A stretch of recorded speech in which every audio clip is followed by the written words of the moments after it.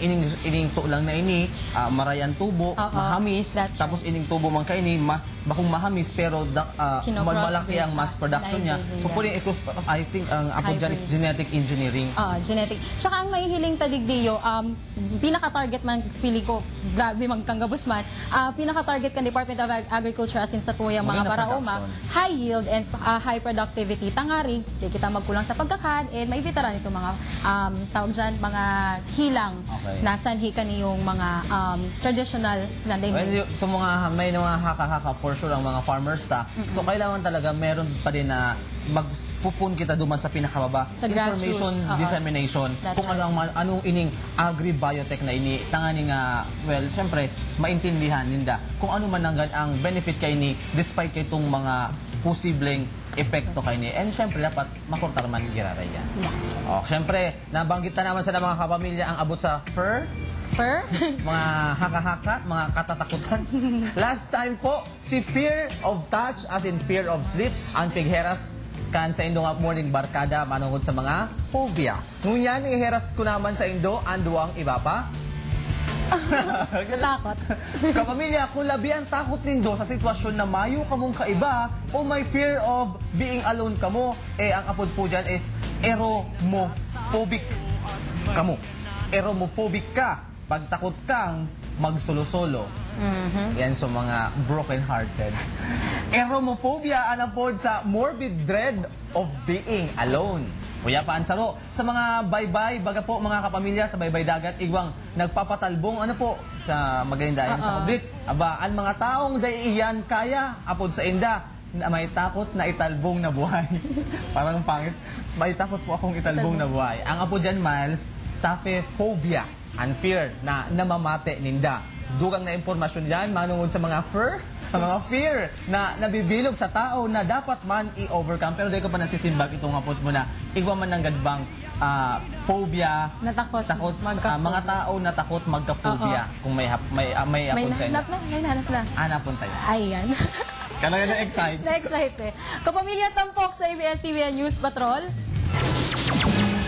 Exclusive heavy equipment sinulukan mga rebelde sa Bulacan, Camarines Sur, duwang kapgo na napaagi sa lugar ng Pigsuluan, dinukot asin ginadan. Detalye kaini sunod na sa morning show nindo. Maray na aga, kapamilya!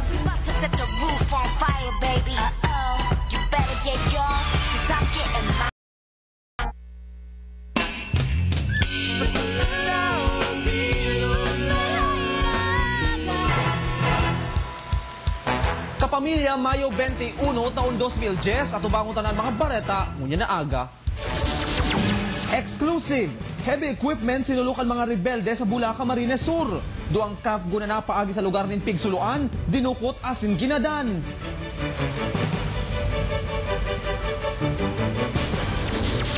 Inihidong konsehal sa Manito Albay gadan sa salpukan ng motorsiklo asin bisikleta. Asin bagong kongresista kan rin kunada Camarines Sur, aadalan kung idadagos ang mga pendyenteng proyekto kan sinanliang kongresista.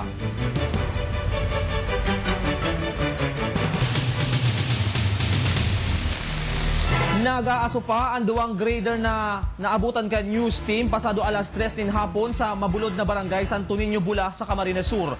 Pagrugaring ini kan SunWest Corporation na nakakuha kan kontrata para sa paggibukan President Gloria Macapagal Arroyo Highway.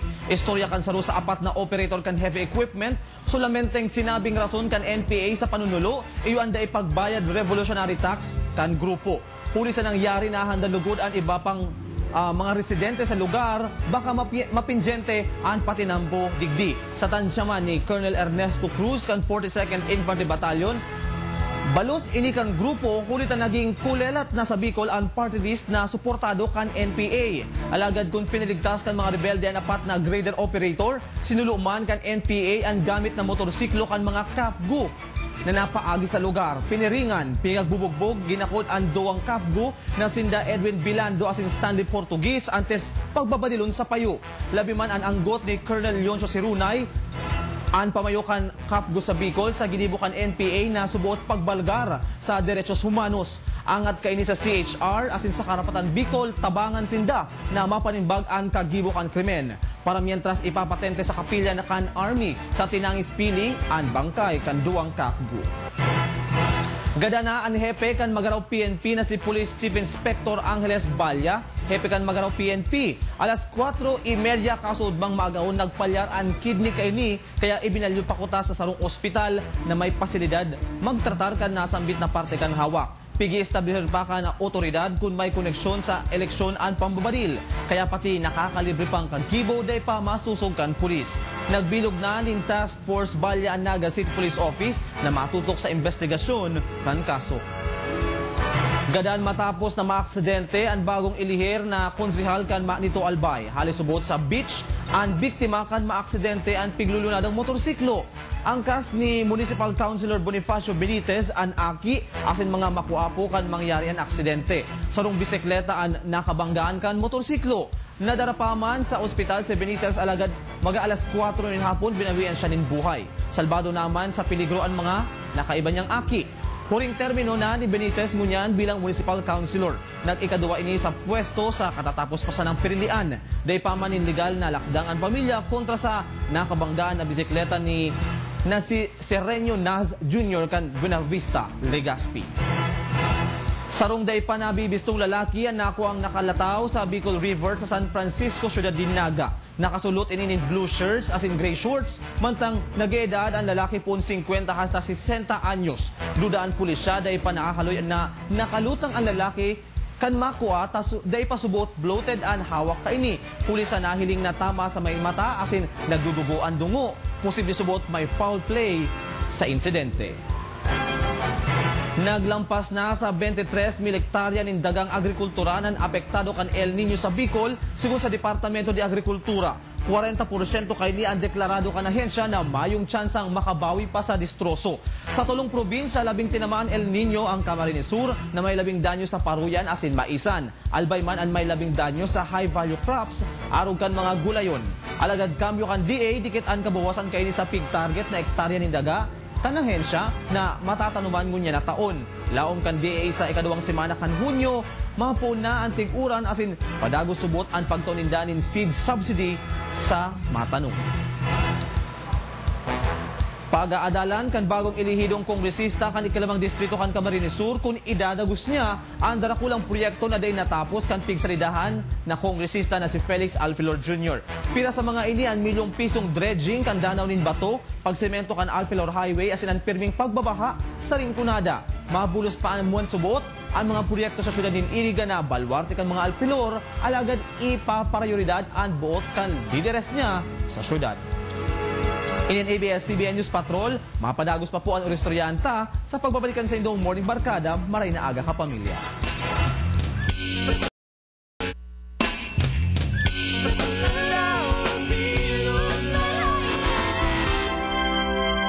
Nagbabalik ang sa indong Morning Barkada, maray na aga kapamilya.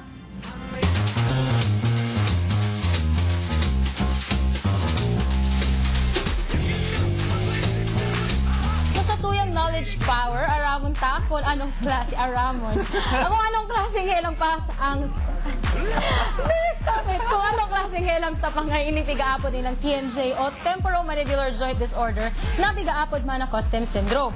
Gaano ini kapiligroso? May solusyon daw digdi. Paano ini pigbubulong? Yan ang iiso yun ta kay Karen Canon asin sa doktor na eksperto digdi. Dalanit tayo ini.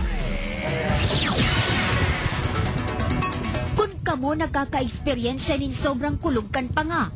Di na halos mabukaan nimot sa sobrang kulugkan pa nga, asin nakakamati nin pagkalula, posibleng igwa kamo kan pigaapod na temporomandibular joint o TMJ disorder. Basado sa pag-aadal 70% kan populasyon, igwa nin TMJ disorder. Chronic disorder ini mga kapamilya. Buot sabihon, haloy na panahon ang maagi antes mo madeterminaran na igwa ka na palan ka ini. Sigun kay Dr. Edgar Salvosa sarong dentista, prone sa helang na ini ang mga personang natipo o kaya naman mal-aligned ang ngipon. This is actually what we're talking about. No? This area, this is the head of the condyle. This is the one that connects the jaw to the head. No? Etong area na to, if there's already imbalance of bite, what normally happens, the jaw moves back and up.